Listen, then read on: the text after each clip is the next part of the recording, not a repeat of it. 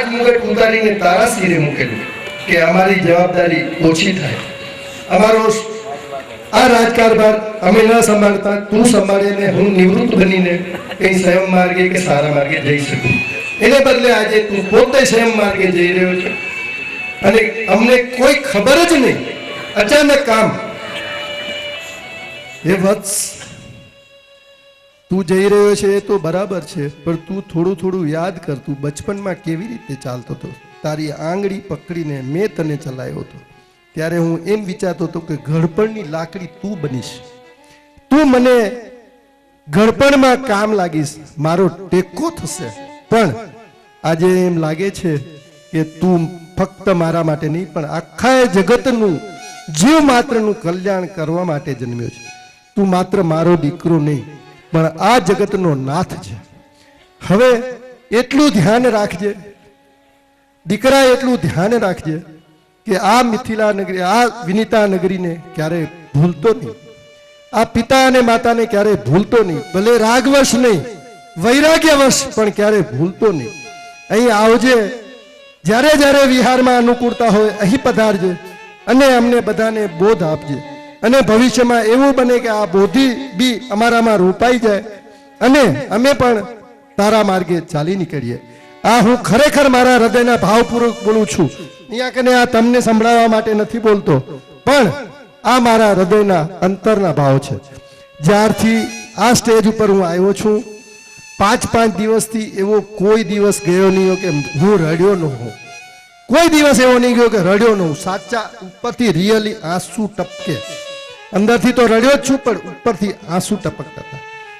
આવો માહોલ ભાઈએ જમાવ્યો છે એટલે મારે તો ખરેખર એમનું જેટલું સન્માન કરવું એટલું ઓછું છે.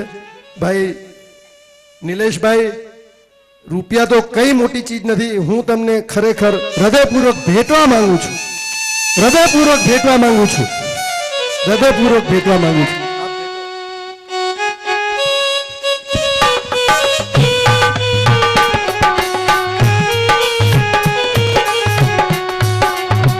બસ હવે હું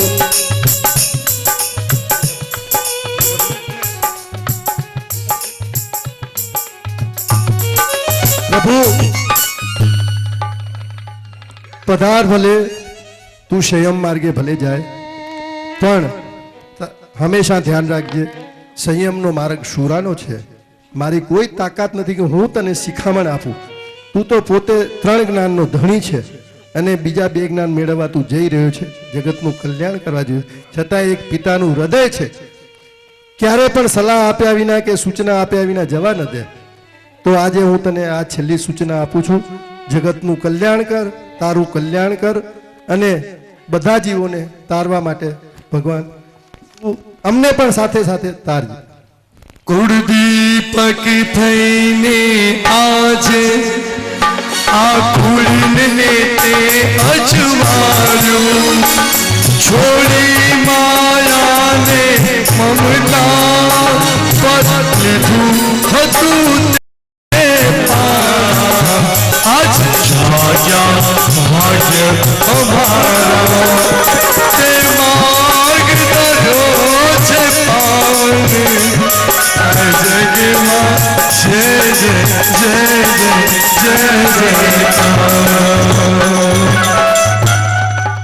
આ પાત્ર આ લોકોનું વચમાં નથી, આ પાત્ર બહારનું છે. આ પાત્ર વિનંતી કરી જ નહીં શકે પણ ચોક્કસ મારાથી બંધાઈ ગયો છે. કોણ જાણે કે મને કહેવાનું મન થયું છે, નથી કેતો બધી અંજુ છે, પણ મને એવું લાગે કે મને છોડીને જશે તો હું કેવી રીતે. હા, રોજ રાત્રે ભાવના પતી જાય ને પછી શું ભક્તિ કરું ખબર? હે દેવ તારા દિલમાં વાત્સલ્યના ઝરણા ભર્યા, હે નાથ તારા નયનમાં કરુણા તણા અમૃત બન્યા, વિતરાગ તારી મીઠી મીઠી વાણીમાં જાદુ ભર્યા, તેથી જ તારા ચરણમાં બાળક બની આવી થયા.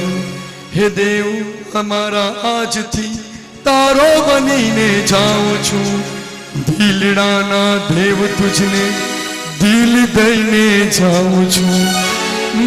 ભગવાનની ભક્તિ કેરી મહેક મૂકતો જાઉં છું અંતરના ફેલ આશીષ અંતરમાં લઈ જાઉં છું ફરી ફરી ફરી ફરી ફરી ફરી મળવાનો તુજને કોલ દઈને જાઉં છું અરે નિભાવવાનો ભાર તારે માથે મૂકતો જાઉં છું શ્વાસે શ્વાસે સમરીશ તુજને સોગંદ દઈને જાઉં છું અરે જુગ જુગ જીવો મારું દેવાનંદા તારા ચરણ ચૂમતો જાઉં છું તારા ચરણ ચૂમતો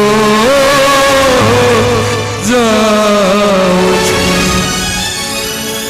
નક્કી થઈ ગયું કે હવે જાય છે એ દીક્ષા લેવા જઈ રહ્યો છે મરુદેવા માતા આમ્રવતમાં પધારે છે બેટા નહીં જા અને દીકરો સમજાવે છે માને કે એક દિવસ તો જવાનું જ છે માં અને જે આ જન્મ લીધો છે ને એને તો એક દિવસ લેવું જ પડશે અહીંયા બેસેલા એકવાર બધાને વિનંતી મારી ખાસ વિનંતી હાથ જોડીને વિનંતી નમ્રતાભરી અને આગ્રહભરી વિનંતી કે હે શ્રાવકો જો જૈન કુલ વળ્યું છે ને તો આજે કલા પ્રભુસુરી પાસે સાહેબને કીધું સાહેબ બધાને ધારણા આગળ ગુલાબજામુ મારી પહેલી અંજન સલાકામાં નિયમ લીધો કે જ્યાં સુધી દીક્ષા નહીં લઉં ત્યાં સુધી ગુલાબજામુ નહીં ખાવાના ગોચરી ઓરીને પછી ગુલાબજામુ ખાવાના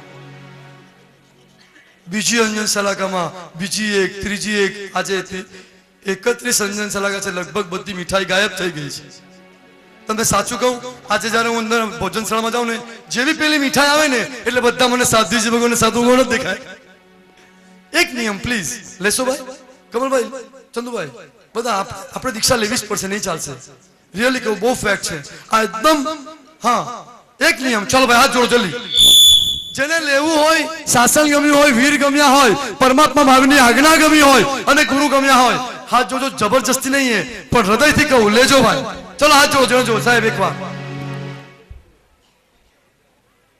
અરે કરો યાર ઉપર આમાં તો આપણી ઇજ્જત રહી જશે આખા ગુરુ ભગવાન આખા ભારત વર્ષમાં ફરે છે કહેશે કે કમાલ થઈ ગઈ કટારિયામાં તો બધાએ એમ લઈ લીધા અરે ભાઈ જ્યાં સુધી દીક્ષા હા બેનો શાબાશ હાથ ઉપર કરો જલ્દી એક વસ્તુનો ત્યાગ કોઈ પણ એક ફ્રૂટ કોઈ પણ એક મીઠાઈ કોઈ પણ એક શાક કોઈ દાડા શાકમાં મીઠું ઓછું પડે તો મીઠું ઉપરથી નહીં નાખવાનું હા ઉપરથી પેલા બેન કે ગુલાબજાંબુ ચલો હાથ ઉપર કરો હાથ ઉપર કરો શાબાશ સાહેબ બધા હાથ ઊંચા કરે છે ચલો આપ એક મિનિટ સાંભળો પૂજ્યશ્રી ફરમાવે છે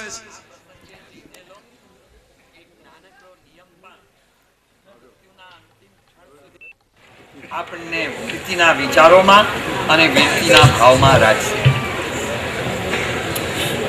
એક યુવાન હતો